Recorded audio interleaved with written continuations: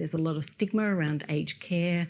It's the role of family to look after their elders, and I think that's because there's a lot of reform happening within the aged care space, and every state and territory has a bit of a role to play as well, and in the federated policy model of the aged care reform. How do you see, in terms of the general reform point of view in the aged care space, how are we prepared for the next round of the new clients coming into the door? Because the volumes are increasing, you need more supports and more workforce, but there are a lot more challenges than that. So how do you see the policy reform within the aged care space broadly? There's a lot of work to do. So I realise that the government's interpreted the recommendations from the Royal Commission to strengthen aged care services across Australia, and they were certainly needed. And they have certainly improved a long way over the past few years. I think the new aged care reform, when it comes to residential aged care, I think that is okay. We'll fine-tune things. We'll get through that. And I think they're good. It's good how they're putting the focus and strong focus on it being client-led. And there is a difference between putting the client at the centre of what we do than the client leading what we do. There's that nuance, that balance in what they're requiring. And I think that will come in time. It's a culture shift.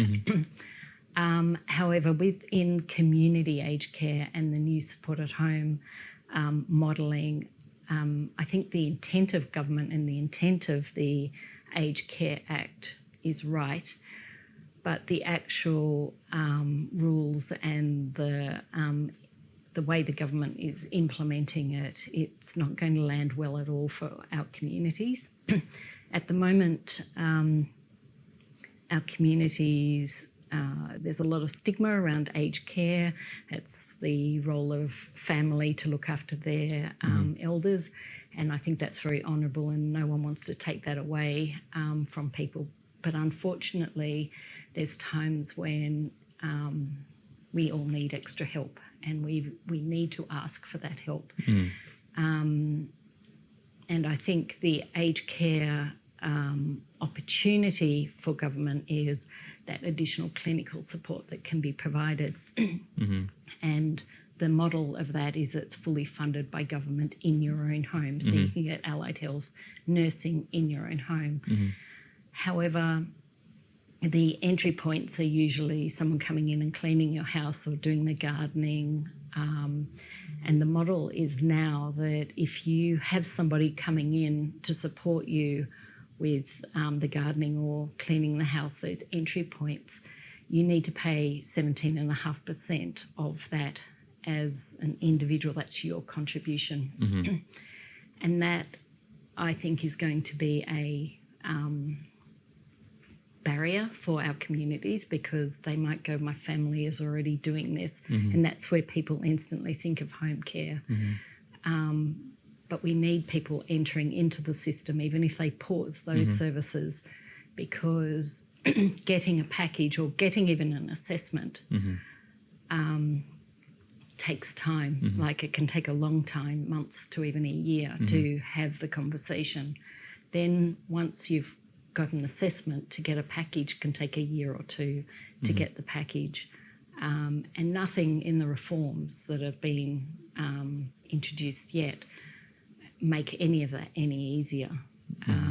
It's actually hard. It's hard for people from English-speaking backgrounds, not alone non-English-speaking backgrounds, how to navigate the system.